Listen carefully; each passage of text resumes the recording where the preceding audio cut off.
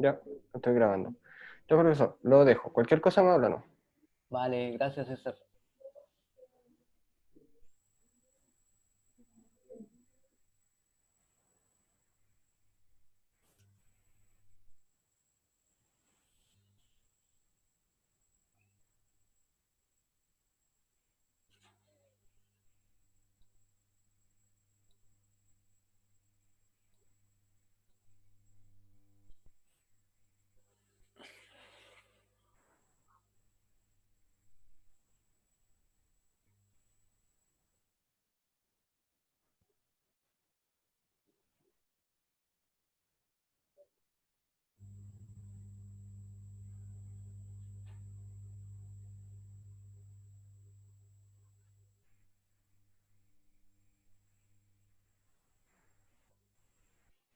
Hola chiquillos, buenos días.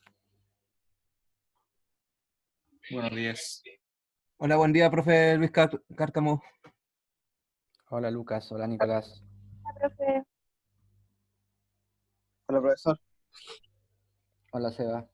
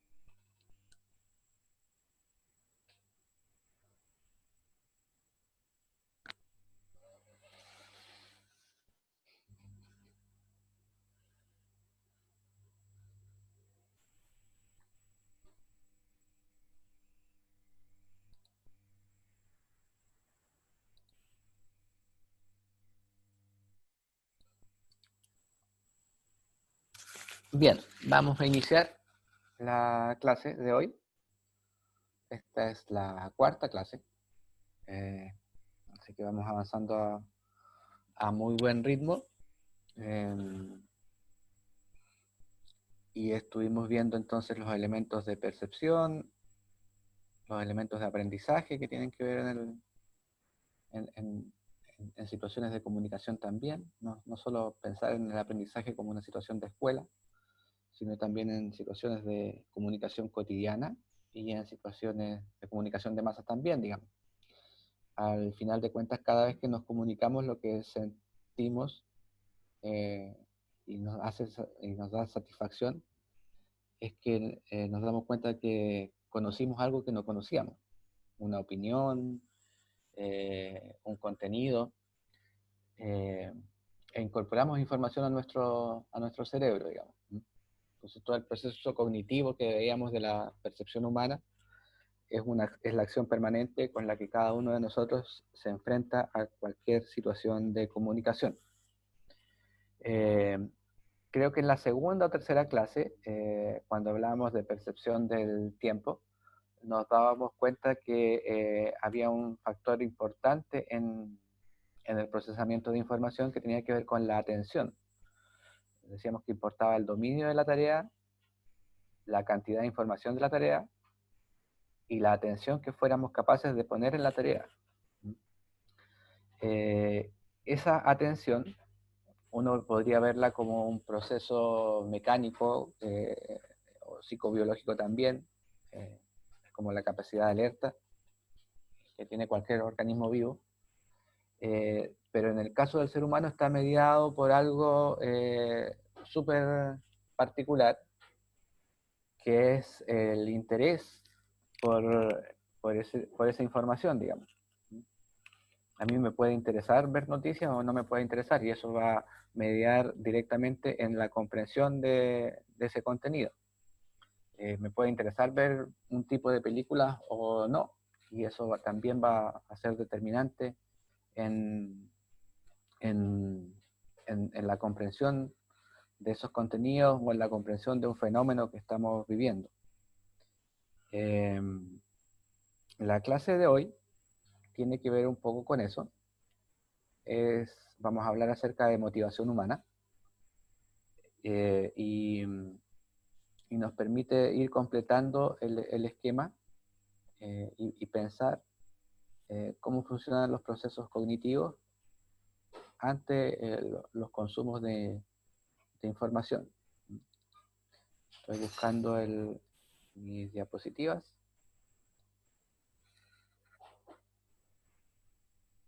Clase 4. Y comenzamos.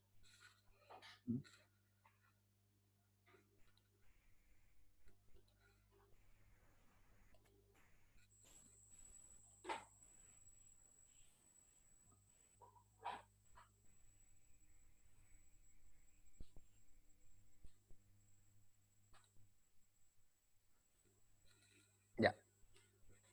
Están viendo las diapositivas, ¿cierto? Sí, profe. Ya. Afirmativo, profe.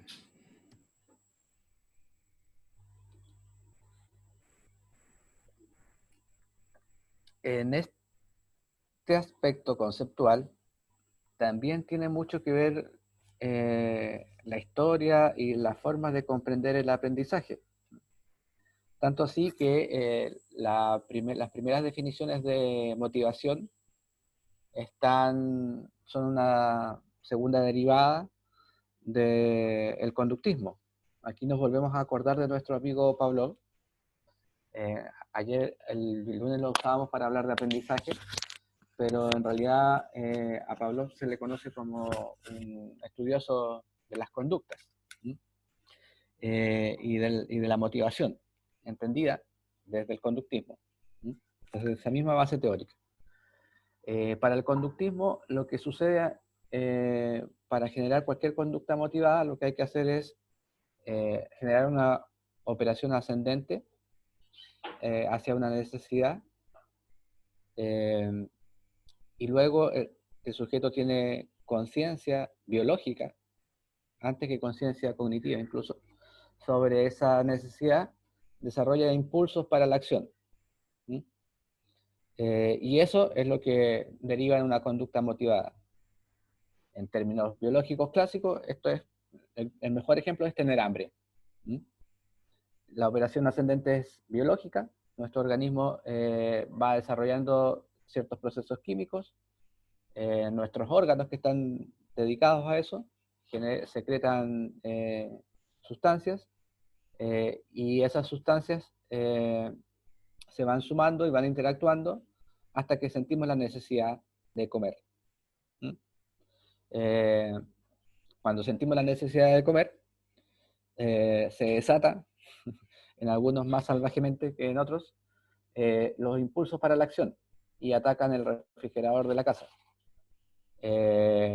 Y esto puede transformarse o no, eso va a depender de las rutinas y de los hábitos de las personas, en una conducta motivada. Muchos de ustedes seguramente ven series de televisión o de Netflix, o las buscan en red, o se mandan maratones de películas, y sienten hambre cuando están en esto. Y puede ser que se transforme efectivamente en una conducta motivada y que ustedes, sin darse cuenta, cada 40 minutos se levantan y atacan el refrigerador.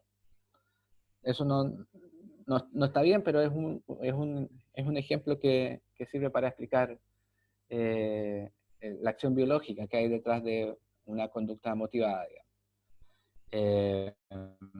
Es lo mismo que le pasaba al perrito de Pavlov.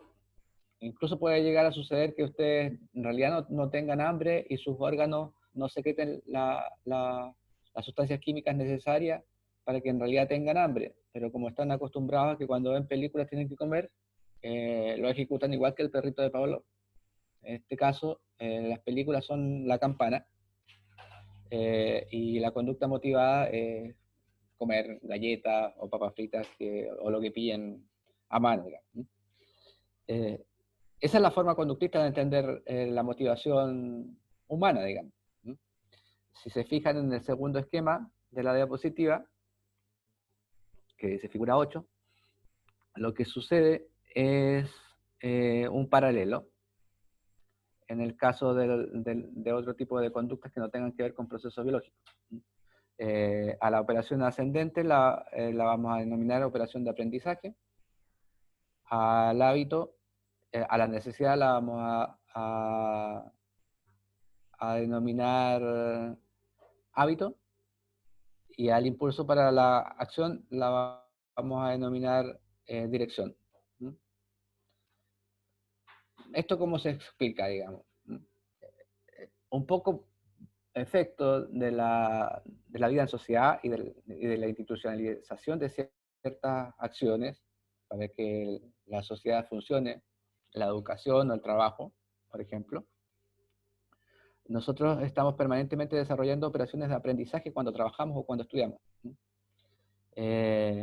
Y se ordenan en función de ciertos hábitos. Los horarios de clase, la duración de la clase. Normalmente las clases duran 90 minutos en este país, hay países donde duran menos. Y ejecutamos algunos impulsos para la acción. Me pongo atento a la clase, me dispongo a la clase, me dispongo de buen ánimo a la clase, me dispongo de un ánimo más o menos a la clase. Pero en el fondo, el acto de aprender, o el acto de escolar de aprender, es una conducta motivada. Lo que estamos haciendo ahora es están participando de procesos de conducta motivada. Ustedes decidieron que les interesaba estudiar periodismo y por eso están conmigo acá, ahora. Y este es un clásico ejemplo de una conducta motivada. También esto se dan en forma más autónoma. Cuando ustedes desarrollan sus hábitos de estudio, ustedes tienen ciertas rutinas y ciertas formas de ejecutar esos hábitos de estudio. A algunos les gustará hacer esquemas, a otros les gustará leer muy concentradamente, a otros les gustará estudiar con música, a otros les gustará estudiar o trabajar con la tele prendida, pero sin audio.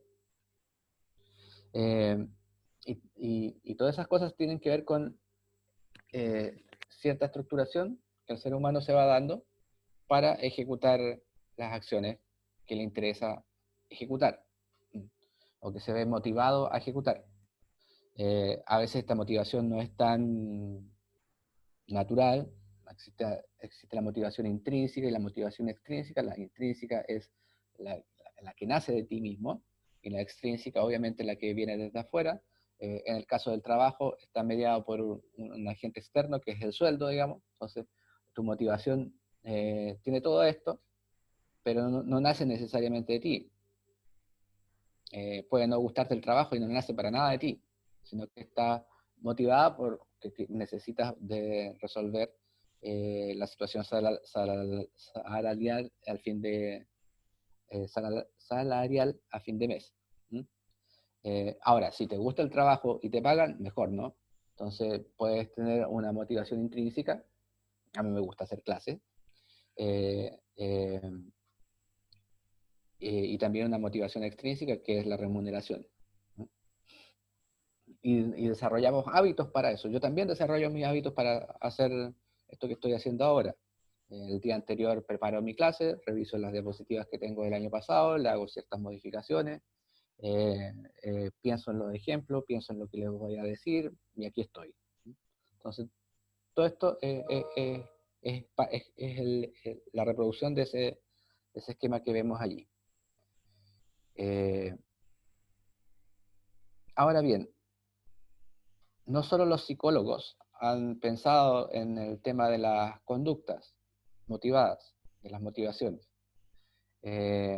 Ya en el esquema del conductismo planteaba esto de la necesidad.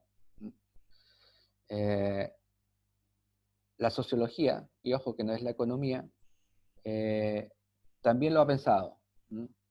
Abraham Maslow planteó este esquema de las necesidades o de la pirámide motivacional. ¿Alguno de ustedes ha escuchado hablar de esta pirámide motivacional? Sí, Sí, profe. ¿Quién dijo sí? mi historia la vimos en economía. En economía, ¿cierto? Sí, Normalmente se piensa que esto lo inventó un economista, pero en realidad Maslow no era economista, era un sociólogo. Y la explicación es bien simple, digamos. Todo ser humano en realidad necesita tener resueltas unas necesidades básicas o primarias para poder seguir avanzando en las otras necesidades. Están primero las necesidades fisiológicas, ¿sí? Que es comer, dormir, defecar, respirar. Sin esas cosas, si tú no tuvieras algo de eso, o la posibilidad de hacer eso, difícilmente podrías pensar en desarrollar otro tipo de actividades. En segundo lugar están las condiciones de seguridad, y esto es propio de cualquier especie humana y no humana, digamos. Necesita responder a las necesidades fisiológicas, y en segundo lugar a sentirse seguro, sentirse que no va a ser atacado, que su vida no está en riesgo. Ese es el nivel de las necesidades de seguridad básicas. Y luego ya las tres siguientes tienen que ver con cuestiones más propiamente humanas, digamos. Aun cuando, como yo les decía en una clase anterior, la etología, el estudio comparado del comportamiento humano y el comportamiento animal, también nos habla, por ejemplo, de procesos de asociación y aceptación en otras especies. El ser humano, en particular, necesita sentirse parte del grupo, y otras especies también, y una vez que tiene resueltas las necesidades biológicas, las necesidades de seguridad, también resulta primordial en ello la vida en sociedad y sentirse aceptado dentro de un grupo, en este caso, un grupo... ¿Hubiera pensado exactamente en esa escena? ¿Hola?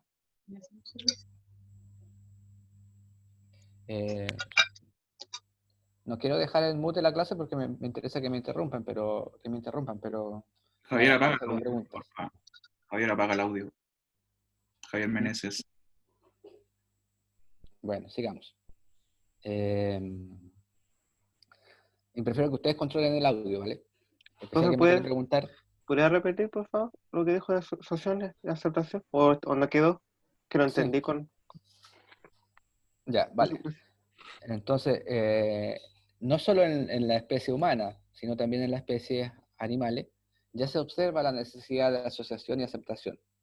Una vez que nosotros tenemos resueltas las necesidades fisiológicas básicas, nos sentimos medianamente seguros, lo siguiente que como demanda la vida cotidiana es sentirse parte de un grupo, sentirse aceptado, y allí todos los ejemplos pueden ser muy variados, digamos. Ustedes se sienten aceptados en su grupo de amigos, ustedes se sienten aceptados en su grupo familiar, enfrentan las situaciones siempre ante grupos en el mismo sentido. O sea, este grupo de clase, en el que hoy día nos encontramos 36 personas, es un grupo en el que necesitamos sentirnos aceptados, digamos.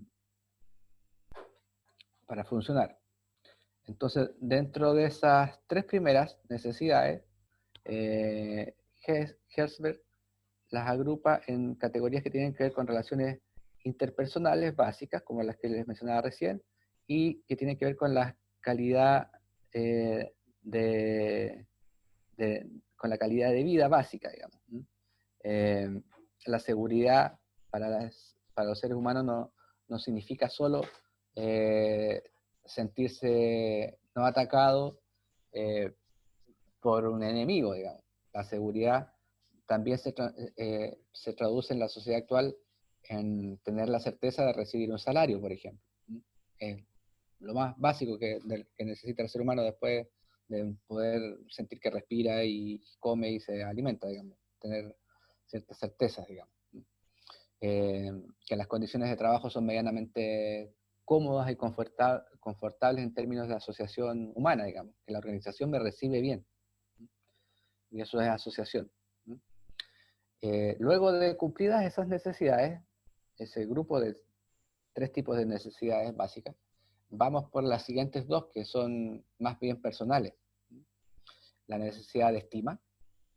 No es lo mismo, es un nivel distinto sentirse parte de un grupo, o sentirse cómodo en un grupo como el lugar del trabajo o el lugar de estudio, a sentirse querido. La estima es un grado mayor y más personal, más íntimo. Yo no quiero que todos mis estudiantes me quieran. Sí espero que todos mis estudiantes me acepten. Entonces las necesidades de estima son un hilo más fino, digamos, un punto más fino, pero que en realidad igual me motiva a hacer cosas, digamos. Y finalmente la autorrealización, que ya es muy propia de los seres humanos. Tú no podrías saber si tu mascota tiene necesidades de autorrealización, pero sí puedes saber que hasta tu hermano pequeño tiene necesidades de autorrealización. Él quiere ser algo cuando grande, digamos. ¿Sí? Y también la sociedad te lo va enseñando desde pequeño.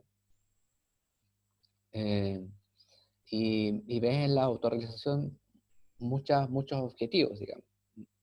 Tú decides estudiar para autorrealizarte, decides también adquirir compromisos familiares, casarte para sentirte autorrealizado. Ahí se entremezclan 2 cosas, digamos. La estima tú probablemente la puedes resolver simplemente teniendo una pareja, digamos, o sintiéndote querido por tu familia. Pero la idea de fundar una familia, de armar tu propio grupo, sea mediante el vínculo católico o el registro civil o simplemente un acuerdo de pareja, lo que sea, la idea de construir un núcleo familiar va en función de justamente de sentir que eres capaz de armar tu propio mundo, tener hijos o no, pero probablemente sí, esté incluido entre esos objetivos, y proyectar una vida de largo plazo. Nadie se casa para separarse en un año más, digamos. O nadie se va a vivir con alguien pensando en que eso no va a durar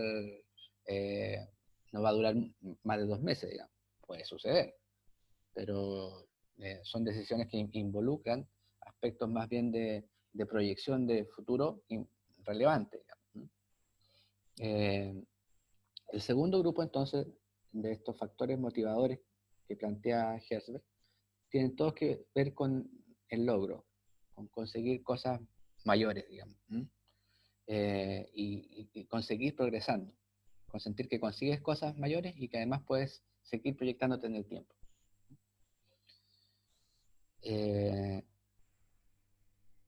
Ahora bien, las necesidades para nosotros, para quienes construyen mensajes, para quienes son constructores de mensajes o para quienes son comunicadores, tienen una variación un poco más simple, digamos.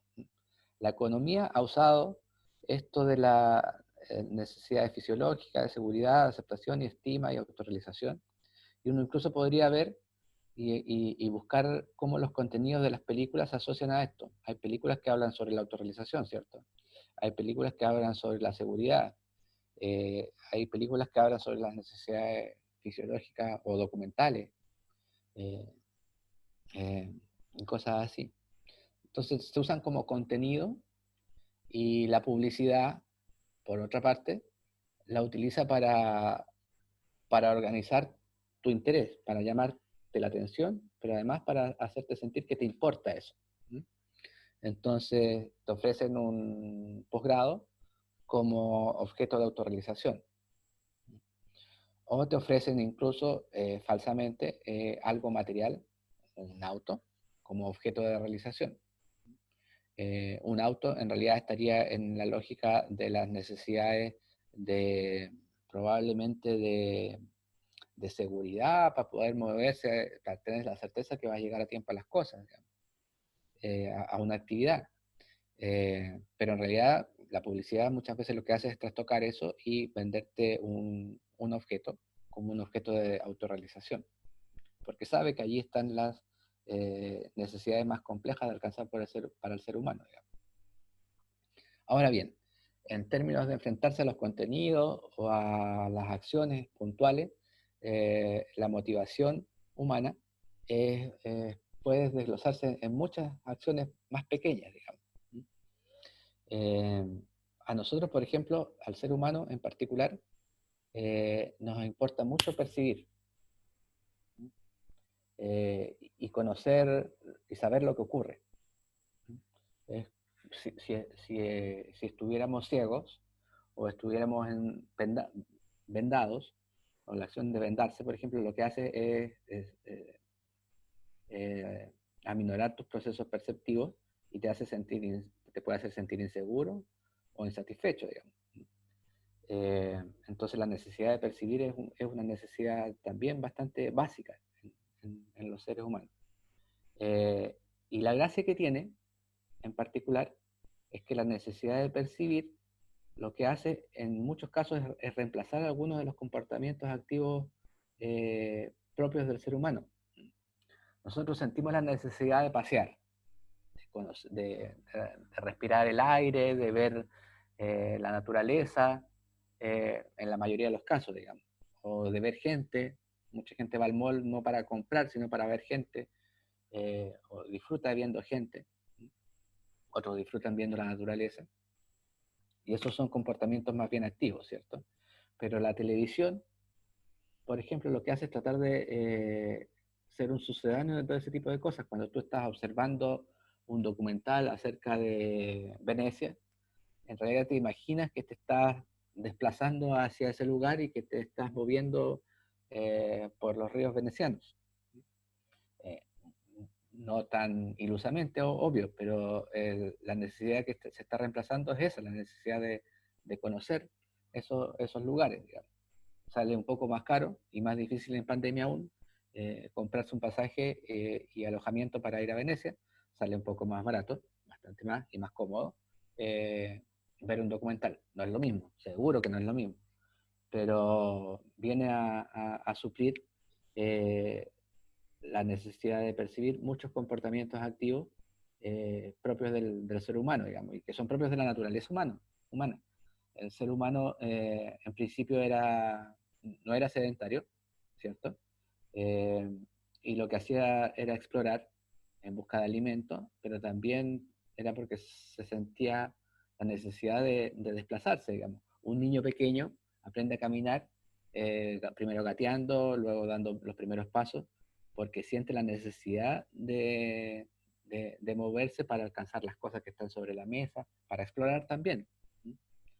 Eh, y los medios audiovisuales en particular lo que hacen es tratar de reemplazar esas primeras necesidades. Para Nutin, toda necesidad es un complejo psicobiológico en el que el sujeto se sitúa objetos fines. Ver una película, terminar una serie de televisión que me interesa es un objeto fin. Y eso actúa tanto biológica como cognitivamente. La secreción de serotonina o de dopamina en el cerebro lo que hace efectivamente es activar procesos biológicos. Y cuando yo me siento interesado por algo que estoy observando, también cuando me siento incómodo, hay procesos biológicos que se gatillan. Pero además es cognitivo, es pensado, en tanto para mí resulta importante. Para mí resulta importante terminar de ver la serie, porque me gustó, o la dejo botada porque no me gustó. Entonces siempre hay una relación biológica y cognitiva en los procesos de motivación humana. El mismo esquema de Maslow que veíamos antes lo podemos ver en una forma más simplificada. Existen unas necesidades básicas, ¿cierto? Y otras que son de logro y afiliación. Para Pierón, las necesidades él las clasifica en estos dos grandes grupos. por un lado las personas tenemos necesidades y por otro lado tenemos pulsiones. Las pulsiones son algo más instintivas y más difíciles más naturales, si se quiere plantear así. Las necesidades son como más concretas. Entre las necesidades están las necesidades respiratorias, las de consumo de agua, las de alimentarse, las del calor y frescor, las de sueño, las de orinar, las de la eyección. Si yo estoy enfermo o estoy resfriado, tengo que toser y tengo que vomitar. Y eso es biológico, digamos. Y está bien que así sea. Es un mecanismo que el organismo tiene para desechar lo malo. La necesidad de amamantarse en los niños pequeños, la necesidad antálgica, la necesidad de descansar, la necesidad de tener actividad y la necesidad de estar acompañado. Él agrupa entre las necesidades todas esas cosas. ¿Alguien sabe qué es la necesidad antálgica?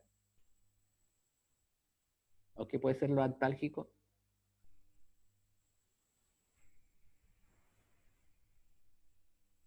¿No? Creo que tiene que ver con el dolor, ¿o no? Tiene que ver con el dolor, exactamente, es así.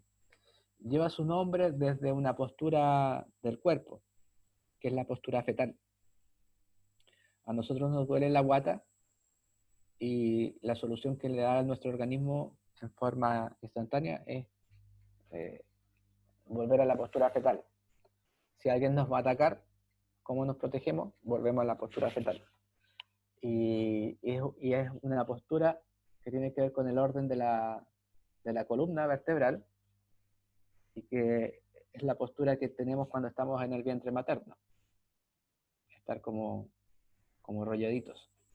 Entonces, para el cuerpo, esa es una postura cómoda, digamos.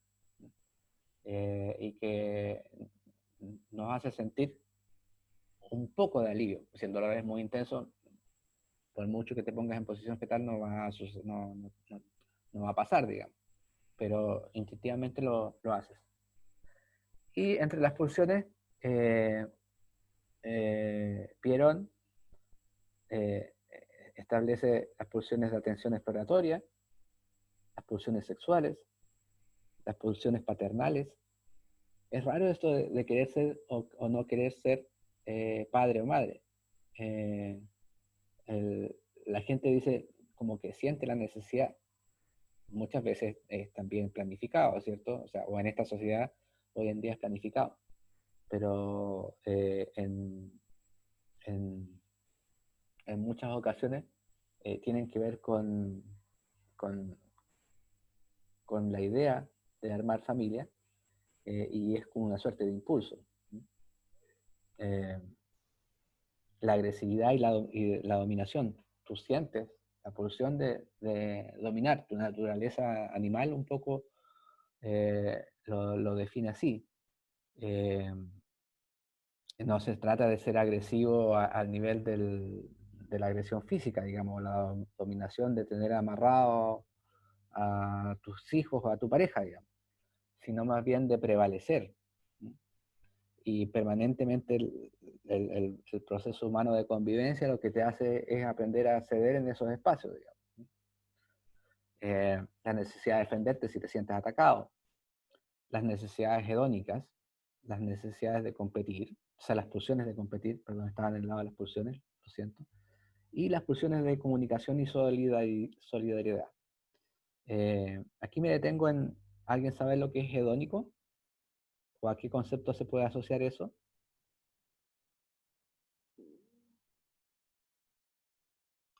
Al hedonismo ¿Y qué es el hedonismo? es como por así decirlo, la enaltación de los placeres. Sí. Y en el fondo, la pulsión de sentir placer, vamos a simplificarlo así, es también propio de los seres humanos, digamos. También de otras especies, pero es normal en los seres humanos. No hay que sentir ni vergüenza ni, ni pudor por esa situación, digamos. Las religiones y las culturas lo que hacen es reprimir ciertos el hedonismo o tratarlo como algo malo o como algo superficial, pero es propio de la especie humana, digamos. Así como también las pulsiones de comunicar, la necesidad de comunicarse con otros seres humanos, y incluso la solidaridad. La solidaridad es algo bien especial, porque uno siente la necesidad de ser solidario, más aún con quienes quiere, pero incluso con quienes no conoce. Alguien puede pensar que son los valores religiosos, pero esto incluso está observado en especies animales, que son solidarias entre sí, y que no practican ninguna religión, que sepamos. Entonces hay algo allí también. Y la necesidad de comunicar es obvia y nos importa mucho a nosotros, o la pulsión de comunicar, porque también es muy claro que los seres humanos sin comunicarse simplemente morirían, o no es lo más común, digamos. El ermitaño que vive en Islas Huaytecas es uno en 19 millones, digamos. Eh, no es lo regular de la vida humana, digamos. Puede suceder, pero no es lo regular. La necesidad de activarse o de cambiar de estado es muy propia de los niños pequeños, también de los adultos, pero en los niños pequeños parece ser una situación latente, y los papás o los profesores muchas veces, o los hermanos mayores, cuando nos toca cuidar a los hermanos pequeños, nos sentimos agobiados porque el cabro chico no para de moverse, digamos. Y parece ser como una suerte de necesidad latente. Él necesita hacerlo. Y allí la sociedad poco a poco te va estableciendo ciertos límites, pero es normal que sea así. Y es normal que sea así porque el niño pequeño está en desarrollo, y la única forma de crecer es que en realidad tenga actividad. Si el niño pequeño no tiene actividades, no juega, no camina, no va a la escuela, si estuviera siguiera en la cuna, su musculatura seguiría siendo, no tendría condiciones para moverse, ¿cierto? Las guaguitas pequeñas no se mueven, no, no, no nacen sin caminar porque sí, digamos, sino porque su musculatura no está preparada para eso. Hay especies que nacen y ya caminan. Un potrillo camina a los minutos de haber nacido, porque nace con su musculatura preparada para eso. Un niño no. Un niño necesita moverse y moverse mucho para desarrollar y mejorar tanto su sistema óseo como su sistema musculatorio. La necesidad de compañía, también nos vamos a detener un momento en eso, porque también incluso la necesidad de compañía viene a ser reemplazada por acciones de los medios de comunicación. Este ejercicio que planteábamos de que algunos trabajan con la tele prendida, y no son pocos lo que dicen, es como para que me sienta acompañado. Lo que está haciendo la tele efectivamente es haber captado una necesidad humana básica y decir, ya, vamos a brindarle compañía a esta persona. Pero esto también se da en la vida social, obviamente. Yo podría reemplazar el uso de televisión para sentirme acompañado yendo a visitar a mi hermana que vive en Parque Kramer. No puedo porque estamos en pandemia, entonces veo más tele. Pero, y además ella está muy temerosa, entonces no la apuro en resolver las situaciones de compañía. La necesidad de exploración se manifiesta desde muy pequeños. A los niños les gusta ser niños exploradores. Sea o no sea Boy Scout, a cualquier niño le gusta explorar. Y le gusta la idea de explorar. Y eso tiene que ver con cumplir con la necesidad de conocer. las necesidades de comunicación y solidaridad. Y aquí me detengo también un momento.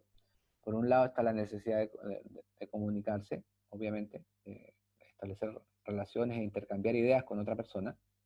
Así vamos a entender comunicar como intercambiar ideas o adquirir ideas. Pero por otro lado está la necesidad de solidaridad. Hay muchas cosas que funcionan en torno a eso. La Teletón es un ejemplo. Un Techo para Chile es un ejemplo. Los voluntariados sanitarios para el COVID son otro ejemplo. Ir a dar sangre es otro ejemplo. Los voluntariados que surgieron a partir de las manifestaciones de octubre pasado, en que la gente se organizaba con unos voluntariados de Cruz Roja, también son un ejemplo de eso. Las ollas comunes hoy en día, que se desarrollaron con bastante eficacia en los lugares más pobres del país, son también un ejemplo de eso, digamos. Pero para nosotros, la madre de todas las necesidades va a ser la necesidad de percepción. De adquirir conocimiento, de observar cosas, de procesar información a través de nuestros sentidos. Bien. ¿Alguien tiene preguntas sobre esto?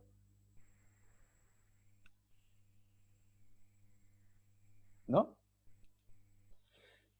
¿Dónde han observado o pensemos en ejemplos? Pensemos en ejemplos sobre esto. ¿Se imaginan? Piensen en los ejemplos de los comerciales de televisión. Muchas veces los comerciales de televisión lo que hacen es apuntar a algunas de estas necesidades y pulsiones. Y nos plantean a veces en una forma muy lineal, digamos, tu necesidad es esta, este producto la satisface. Y a veces en una forma menos lineal, digamos, te plantea un producto que en realidad no satisface la necesidad que se está comprometiendo. Pero ¿alguien se atreve a plantearme algún comercial de televisión que haya visto en el último tiempo, o también puede ser antiguo, en la que se apunte a suplir necesidades de compañía y te traten de vender un producto en función de eso? El Axe, ¿no? A ver, El ¿cómo es? desodorante Axe. ¿Ya?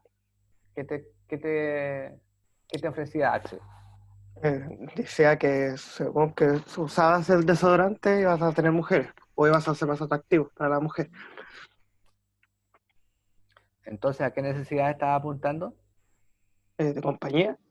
De compañía. ¿Algo también? ¿Alguna pulsión? Sexual, yo creo. Sexuales también. ¿Y cuál más? Hedónica. Puede ser. Hedónicas. Entonces, en un mensaje de 30 segundos, como el que acaba de escribir Sebastián, ese mensaje está apuntando al menos a una necesidad y 2 o 3 pulsiones, ¿no? Y esa síntesis es un aviso publicitario. ¿Alguien se atreve a plantear otro ejemplo?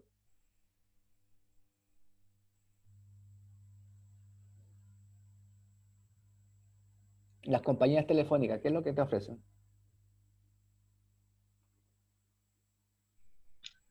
Estar más conectado con los demás. Comunicación. Estar más conectados con los demás. Po. Nos ofrece resolver la pulsión de comunicación y la necesidad de compañía. Te dice, estarás más cerca de alguien. En algunos comerciales centran más en la necesidad de compañía, en otros centran más en la pulsión de comunicación. La cerveza Cristal, ¿qué es lo que te ofrece? ¿Alguien recuerda el eslogan de Cerveza Cristal?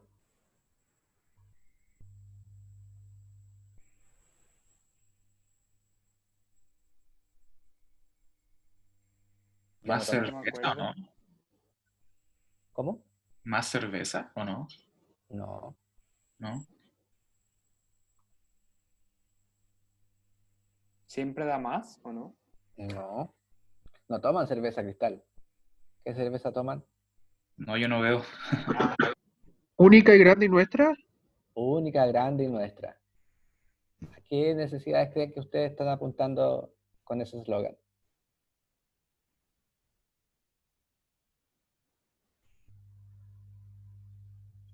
Era como tomarla con amigos. Es como tomarla con amigos. Es también necesidad de compañía, ¿cierto? Pero incluso va más allá. Como esa única grande nuestra está vinculada y son auspiciadores del fútbol en forma predilecta, Profe, también apuntan a cuestiones de identidad, ¿sí? también es auspiciador de la selección chilena en la cerveza Cristal. Por eso es que la única grande nuestra funciona, porque va mucho más allá. O sea, es compañía, todo eso es compañía, pero además este está promoviendo una compañía que es satisfactoria para todos, digamos, para muchos, al menos. Entonces también te está ofreciendo afiliación de grupo, muchas cosas más. Y en realidad, ¿qué es lo que hace la cerveza Cristal en términos biológicos? O cualquier cerveza. Curar. Antes de curarte, sin llegar allí. Satisfacer la necesidad de sed. Claro, efectivamente. Está apuntando, o sea, lo que hace a ciencia cierta es apagar la sed. Si te gusta la cerveza, una buena cerveza te permite cumplir con las necesidades fisiológicas de resolver la sed. Que también el comercial seguramente lo hace, digamos. Si nos salimos del eslogan, el eslogan va para ese lado de grupo, pero normalmente los comerciales de cerveza toman los dos elementos. Por un lado, el grupo siempre está, entonces consume en grupo, entre amigos, pero por otro lado siempre va a haber una secuencia de imágenes en la que beber cerveza permite satisfacer la sed. Entonces se combinan ambos elementos. Eh, eh, mm,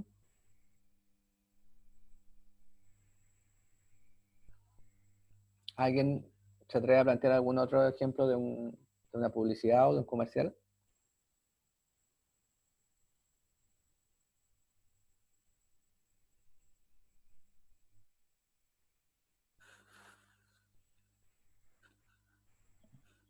Podría ser Red Bull o Red Bull te da las novelas. Red Bull te da alas. No te dicen Red Bull apaga la sed, aun cuando en el comercial probablemente la acción que puedan ejecutar sea de apagar la sed. Pero lo que ellos están comprometiendo allí es que te da más energía, ¿no? Esas alas es una cantidad de energía extra que se comprometen a ofrecerte, digamos. Claro. Y en ese sentido, también están combinando más de un factor. A veces las asociaciones son directas y en otras son muy indirectas, como en el caso de Axe, los desodorantes o los perfumes, te ofrecen cosas que van mucho más allá de lo que en realidad permiten cumplir. Pero no solo eso, no solo ese tipo de productos, sino que, por ejemplo, te ofrecen un posgrado o una carrera como una forma de autorrealización. Y la autorrealización en realidad es algo que es muy largo en el tiempo y que no se resuelve con estudiar algo. O sea, te puede ayudar si es que tienes un objeto fin programado en el tiempo largo, te puede ayudar, pero no necesariamente se resuelve simplemente por haber estudiado. Van a haber procesos más complejos que eso. Entonces también muchas veces te ofrecen resultados cuando en realidad lo que se está, el producto o el servicio que te dan es un paso para llegar allá. ¿Mm? Muy bien.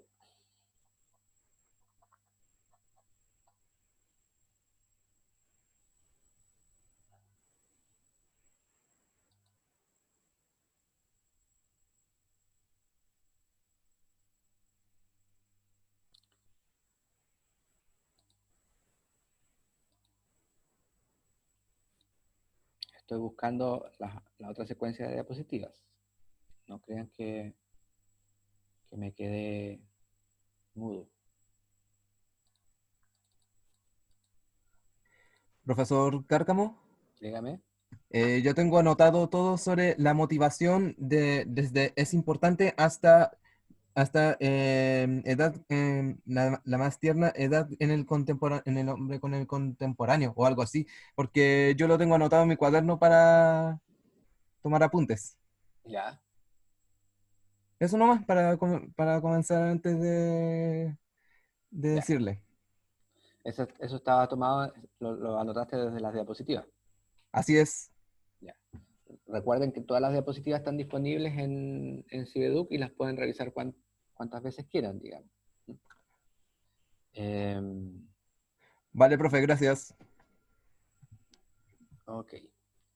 Vamos a avanzar un poquito sobre las diapos siguientes y después les voy a explicar el práctico de la semana. ¿Vale?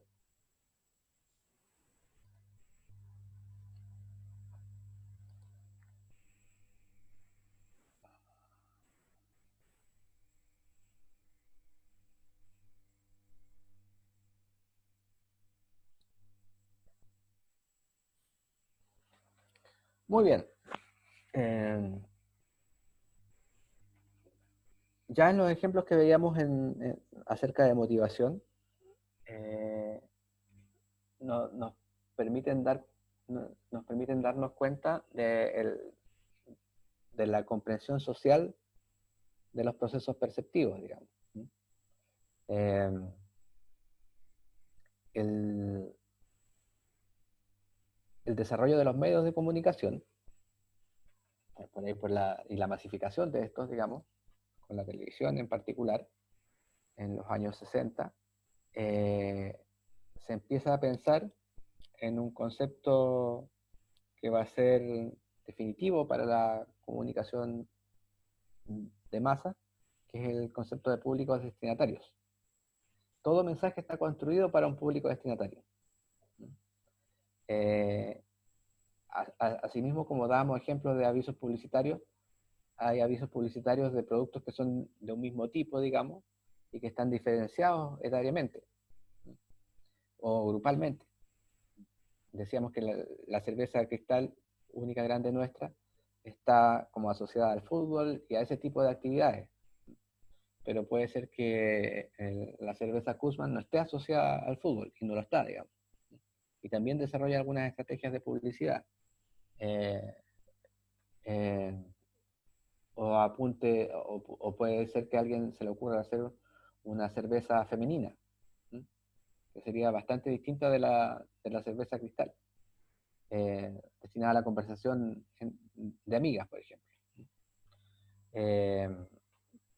Y los mensajes van a construirse así de específicamente, pues van a tratar de entender que hay un grupo objetivo al que quiero llegar, siempre. El primer señor que se dio cuenta de eso, o que se dio cuenta que estaba pasando eso, porque probablemente hayan sido acciones intuitivas al principio, en tanto se produce el desarrollo de los medios de comunicación de masa, la televisión en particular o la radio, se empieza a ejecutar lo más naturalmente esa acción. Pero además, en el camino, quienes realizan el audiovisual o la comunicación de masas, se empiezan a dar cuenta que hay cosas que funcionan y cosas que no. Y empiezan a definir modos de comunicarse con las personas. Y en todo ese proceso, lo que está en juego es un proceso comunicativo. ¿Mm? Un proceso comunicativo con una dimensión fuertemente psicosocial. Porque se entiende que estamos comunicando para alguien, ¿cierto? Entonces, el señor Maletzke, Gerhard Maletzke, alemán, propone el primer modelo de comunicación psicosocial. Hasta antes de eso, hasta antes del modelo de comunicación de Maletzke, se pensaba en la comunicación como una suerte de flujo en el que emisor, mensaje, receptor, que ustedes habrán visto en alguna parte, digamos, ¿cierto? Emisor, mensaje, receptor, como un flujo lineal. Porque la comunicación se pensaba como la comunicación telegráfica, en la que se da mayormente en un sentido unidireccional. Alguien teclea o digita un mensaje y otra persona la recibe. Y posterior a ese proceso puede haber o no respuesta, digamos. No es inmediata, no es interactiva. Con los procesos de comunicación de masa, con la aparición de la televisión y de la radio, en particular, se empiezan a complejizar los modelos de comunicación porque el factor del feedback es mayor. Y existen muchas acciones de feedback, unas que van a ser inmediatas o explícitas. En este caso, el modelo de pregunta-respuesta que podemos tener en esta clase es una situación de feedback, pero otras situaciones que no son tan explícitas, que son más implícitas, y que para los estudiosos de la comunicación de masa eran una suerte de nebulosa. Entonces había que pensarlas un poco e imaginárselas.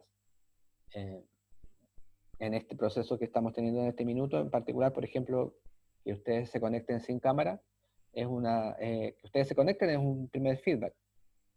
Que se conecten sin cámara es una decisión de ustedes. Yo también podría conectarme sin cámara, pero sería más extraña aún la comunicación, ¿cierto? Así que alguien tiene que sacrificarse, en este caso es el profesor. Porque tal vez a mí no me gustaría no usar la cámara, digamos. Pero supongo que, en particular, mi gestualidad también comunica. Y eso puede ser importante para reforzar ciertas ideas. Que es un poco también lo que sucede en la televisión. Los conductores de televisión tienen mayor o menor credibilidad por su apariencia física, pero también por cómo dicen las cosas. Entonces, nosotros decimos, esta persona es creíble, yo le creo. Le creo porque me cae bien. Y en el caso de los conductores de noticias, de los noticieros, no necesariamente alcanzo a desarrollar una idea de que me cae o no me cae bien, sino más bien es como una idea de si esta persona es seria o no en lo que dice, digamos.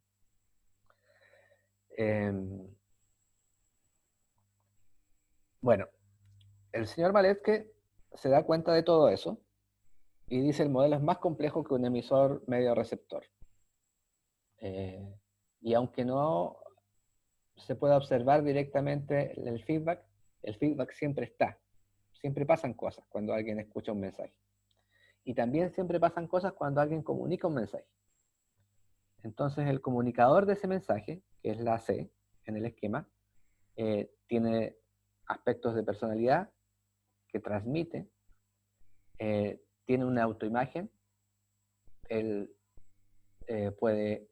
tiene una idea de su apariencia física, pero también de su capacidad intelectual, tiene una imagen de sí mismo, tiene una serie de relaciones sociales, una familia primero, pero también puede ser militante de un partido o puede simpatizar con tener amigos de cierto lado, por ejemplo.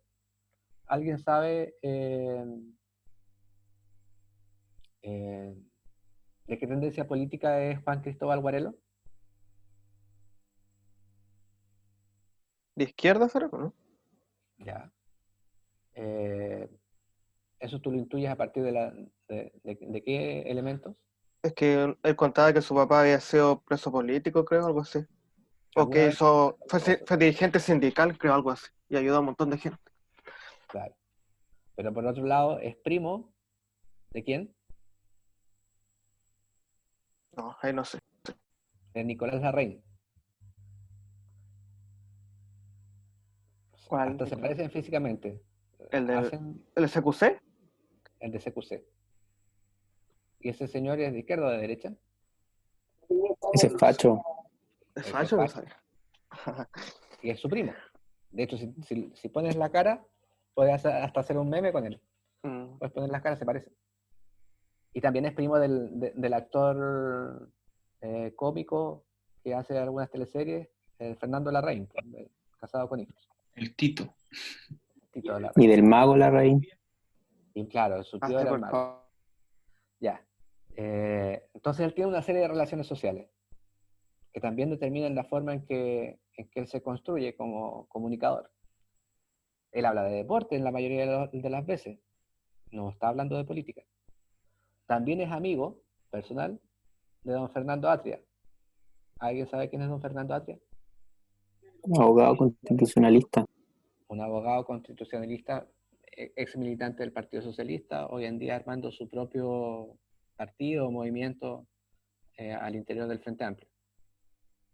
Don Fernando Atria fue profesor, o es profesor de la Chile, Lo sigue siendo. lo sigue siendo, es profesor de la Chile, y tuvo de ayudante a un diputado. ¿Alguien sabe quién es el diputado que fue ayudante de don Fernando Atria?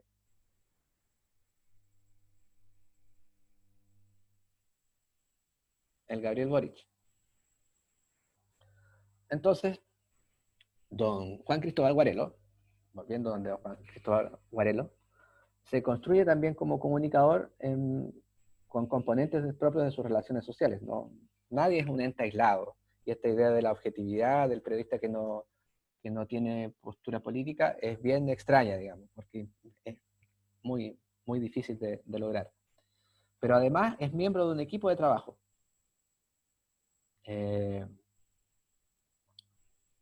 O de varios equipos de trabajo, de uno en radio, si mal no recuerdo es ADN, Los Tenores, y de un equipo de trabajo en televisión, que si mal no recuerdo sigue siendo Canal 13. Entonces tiene que también moderar su acción y su actitud sin dejar de ser el mismo, digamos, pero pensar en el equipo de trabajo, en cómo actúa en el equipo de trabajo. Participa de una institución y tiene cierta compulsión hacia el público. ¿Qué es la compulsión? ¿Alguien se imagina qué podrá significar la palabra compulsión?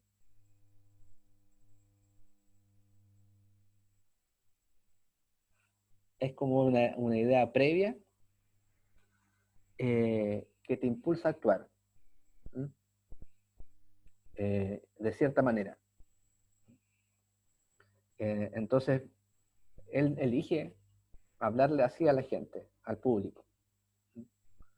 Y tiene una idea de público también.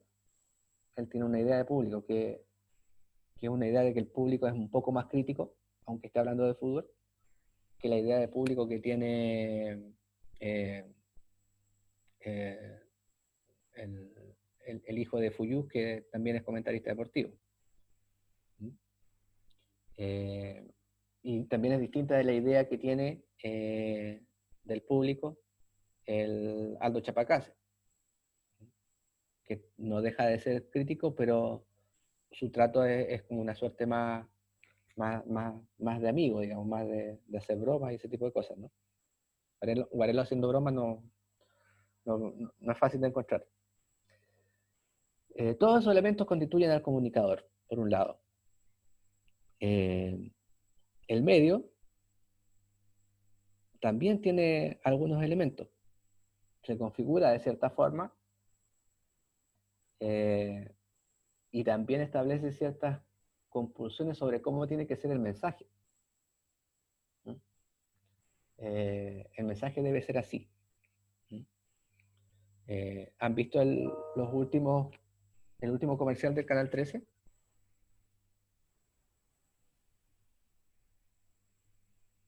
lo echaron a andar hace como una semana. Y lo que hace es plantear que están por una sociedad diversa,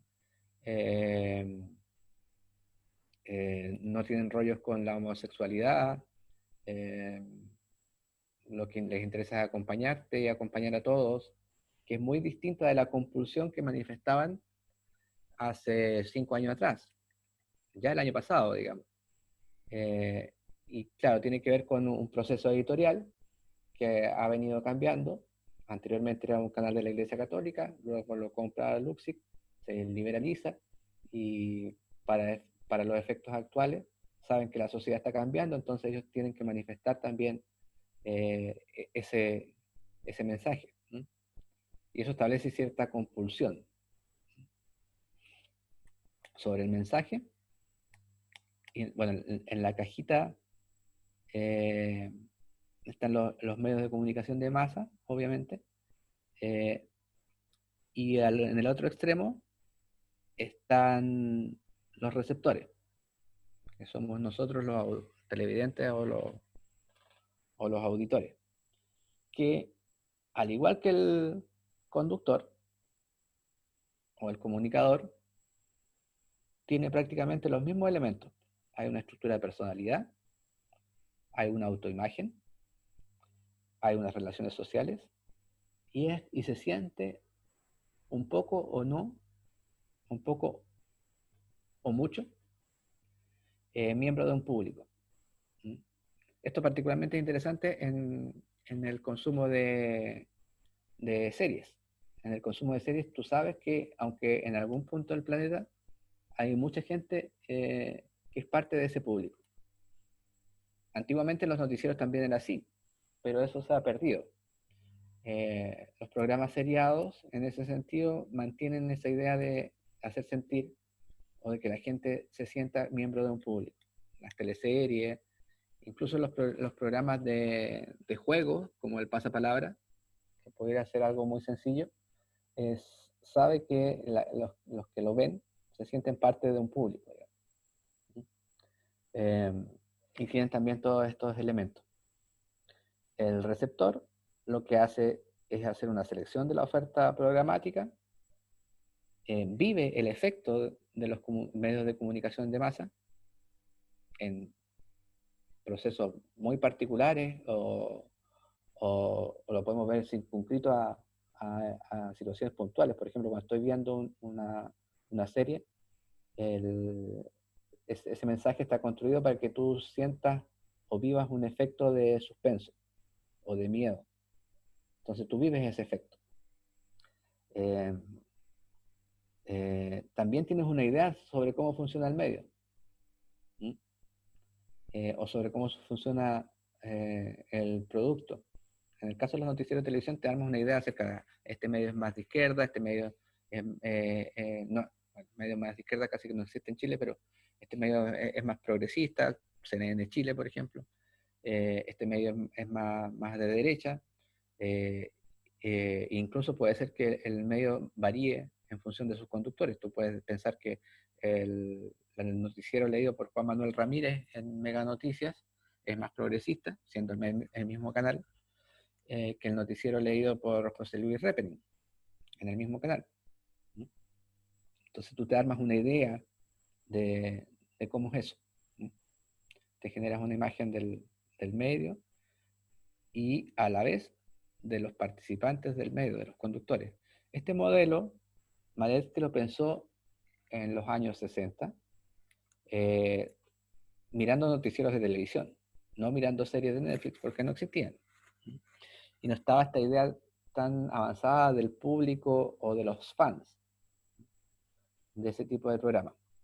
Pero nos sirve para entender lo complejo del proceso de comunicación y para dar el paso a los contenidos que tienen que ver con comportamiento colectivo.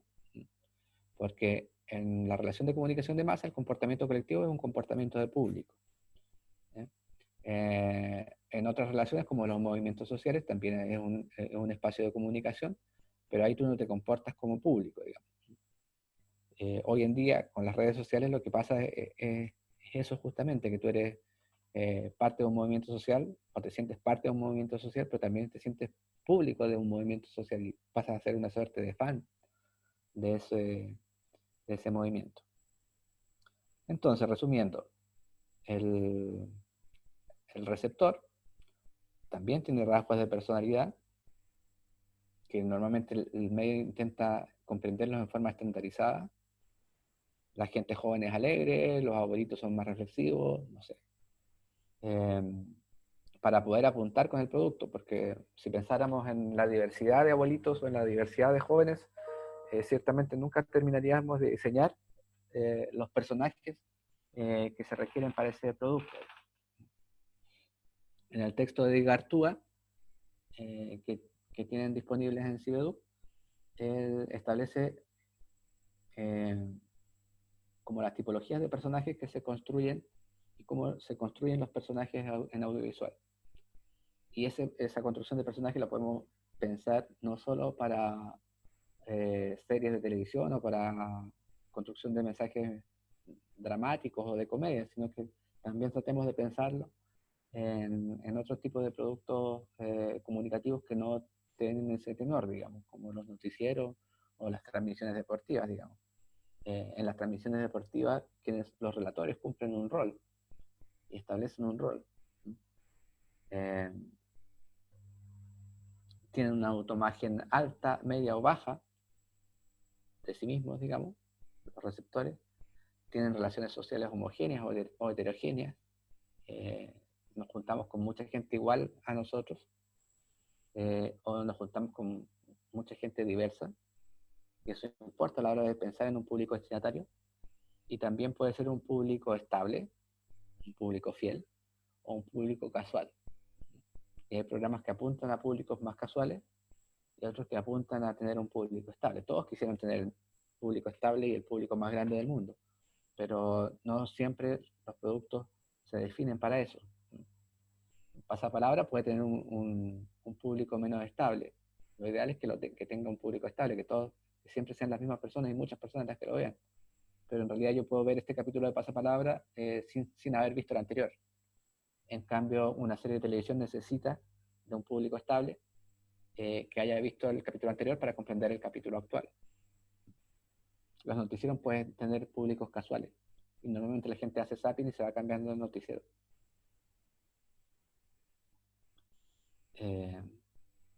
Entonces podemos establecer que existen ciertas variables para tratar de conocer quién es R, quién es nuestro receptor. La edad, el género, qué hace, de qué se ocupa, dónde vive. Es distinto el público citadino o santiaguino al público valdiviano y al público de Futalufú. La profesión, el nivel socioeconómico, son como variables clásicas de una encuesta demográfica, ¿cierto? Y existen otras variables que son comportamentales. Qué tipo de personalidad tiene, qué costumbres desarrolla, qué valores profesa, qué cosas le interesan más que otras, qué hobbies practica, cuál es su estilo de vida, cuál es su comportamiento de consumo en general. ¿Consume todo lo que pilla? El que consume todo lo que pilla normalmente va a ver todo lo que le ofrecen. O cuál es y en este sentido muchas veces homologa la idea de consumo general al consumo medial.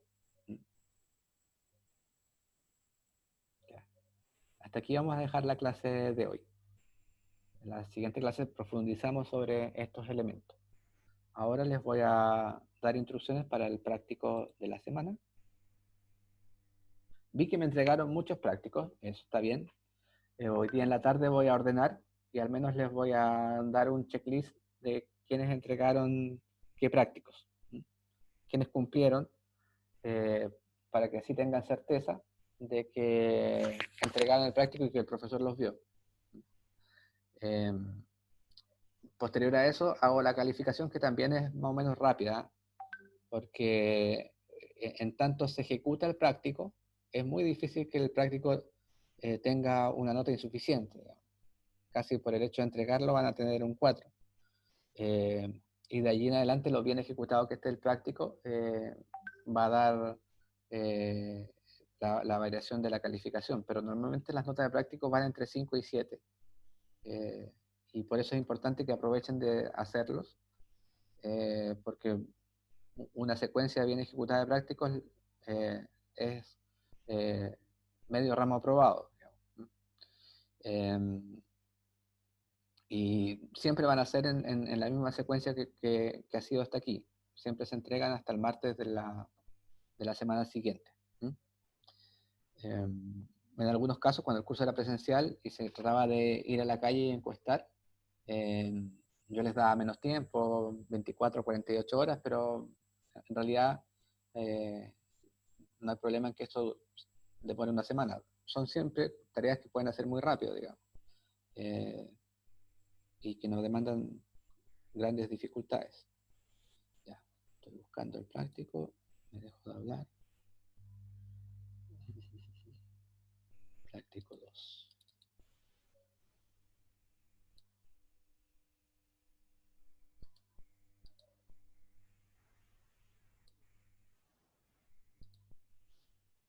Bien. Pum, pum, pum.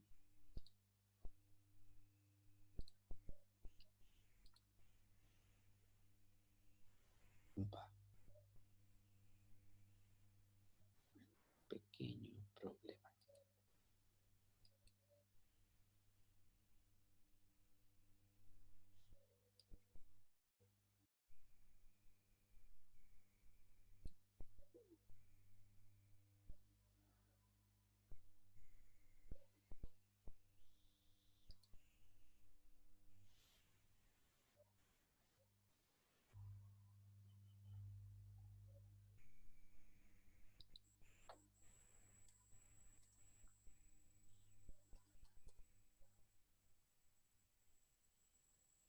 Profe, Dígame. ¿hasta qué hora va a cerrar el foro del comentario mañana? O sea, ¿a qué hora se cierra? El foro. El foro no se cierra, pero me siento a evaluar. O sea, el foro es los viernes, ¿cierto? Cada viernes, o sea, en principio, yo les debiera haber lanzado el foro el día viernes, ¿cierto? Pero no pude, técnicamente no pude. Este viernes iba a quedar montado el viernes. Y la idea es que ustedes tengan una semana para participar también. Entonces, en este caso, el foro cierra mañana a las 12 del día, porque yo a esa hora me voy a sentar a mirarlo, digamos, a chequear que estén las tareas hechas. Ya lo estamos haciendo con la ayudante, con el Araceli, en los que ya han participado, pero pueden tomarse en este caso hasta el jueves a las 12 del día para que tengamos la tarde para revisar. Y siempre va a ser igual. No dejen nunca las cosas para última hora. Son tareas sencillas y de mirar un video y de dar una opinión, así que no se compliquen. Profe, ¿Mm? tengo una ¿Sí? pregunta. ¿Cuántos comentarios había que hacerle a nuestros compañeros? Uno solamente. Ah, ya. Gracias. Siempre va a ser uno y uno. Uno tuyo y comentar el comentario de un compañero. Ya. Muchas Siempre va a ser gracias. así.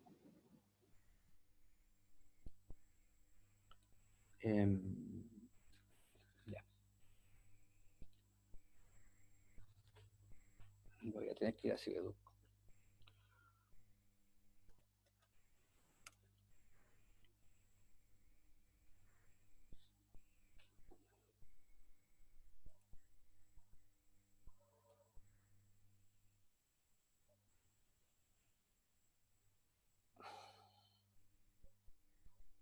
Ya. El práctico de esta semana tiene que ver con el concepto de aprendizaje, con la clase del lunes, no con la clase de hoy de motivación. Así que lo que vamos a hacer es muy parecido al práctico anterior también, es encuestar o entrevistar a algunas personas y procesar esos datos para poder hacer algunas observaciones generales o conclusiones. A ver si doy con el PDF correcto.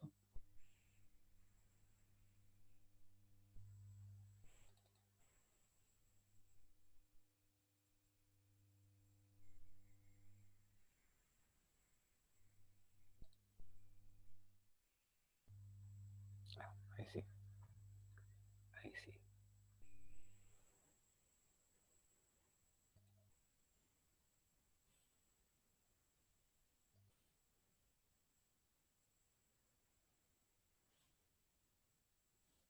Ya.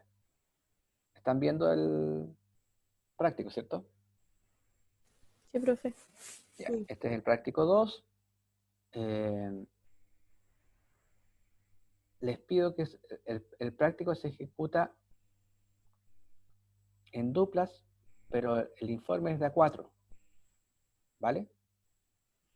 Entonces, la sugerencia es que una dupla se encargue de la mitad del práctico, de la etapa 1, y la otra dupla se encargue de la etapa 2, ¿vale? En la etapa 1, cada dupla entrevistará a 4 sujetos, adultos, mayores de 18 años, averiguando sobre concepciones en sus actos de aprendizaje trascendentales.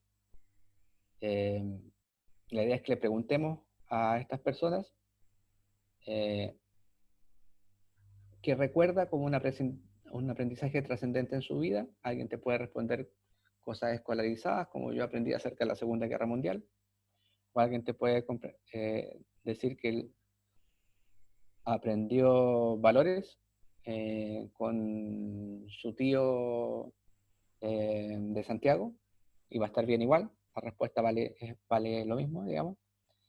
Y luego tú le pides que te relate cómo fue ese proceso de aprendizaje. Un poco el ejercicio que hicimos en la clase anterior, cuando yo les preguntaba a ustedes sobre algunos ejemplos de procesos de aprendizaje suyos. Ustedes debieran tratar de deducir de las cosas que les plantea el entrevistado qué concepción de aprendizaje parece estar en juego. Si hubo conductismo, si hubo constructivismo, si hubo constructivismo biológico, o si se mezclan entre sí. El rol que tiene la familia, o el rol que tienen los amigos en los aprendizajes, todo ese tipo de cosas. Entonces, esa observación es de ustedes. Hacen las dos preguntas, les piden que les cuenten una historia de aprendizaje, ustedes hacen esa pequeña observación. Luego la otra dupla lo que hará será entrevistar a niños. Ojalá entre 6 y 10 años. Aquí les puse a 4, pero les doy cierta libertad. Y también les planteo esto de que se dividan el trabajo en duplas, pero también todos pueden hacer todo y pueden intercambiarse. Si alguien tiene más niños cerca, digamos, puede entrevistar a esos niños, digamos. Y lo que le vamos a preguntar a estos niños son acerca de cosas que crean haber aprendido en sus programas de televisión que observan, que siguen, que pueden ser programas de televisión, series de Netflix o de internet. Pueden también abrir el grupo entre 6 y 13 años o 14 años. No me voy no los voy a sancionar por eso yo.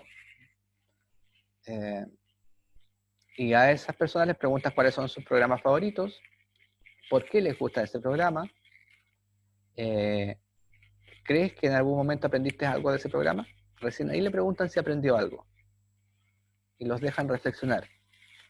Lo que pueden aprender, pueden haber aprendido algo concreto, como a hacer experimentos. Hay muchos programas de niños que como que les enseñan a hacer pequeños experimentos. O puede alguien decirte, un niño de 13 o 14 años, reflexionar y decirte, ¿sabes qué aprendí sobre los valores de la amistad? O alguien te puede decir, aprendí que la ciudad de Roma está en Italia. Así de concreto. Y la última pregunta es acerca de si este niño o este adolescente reconoce haber aprendido o usado palabras o gestos que utilizan los personajes de sus programas. Y un poco que te digan cuáles.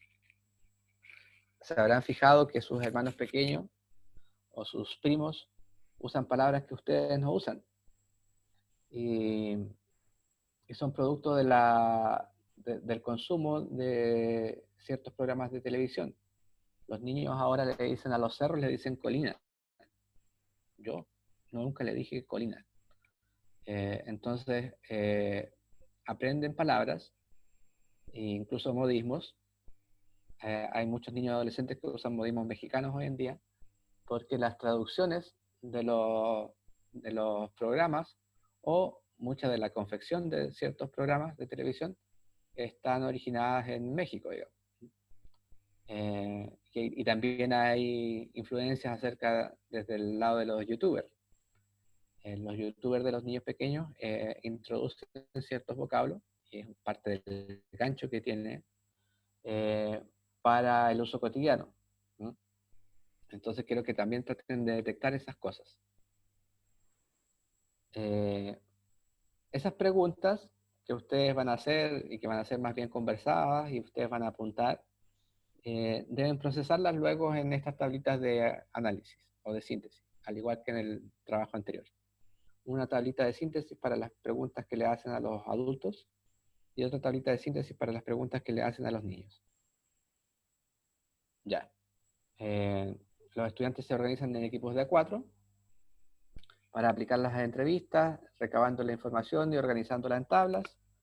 Una tabla para datos de los adultos, otra tabla para los datos de niños. Y el informe final es parecido al anterior, una breve introducción con el sentido que tiene esto, conocer cómo las personas son capaces de reflexionar acerca de sus procesos de aprendizaje.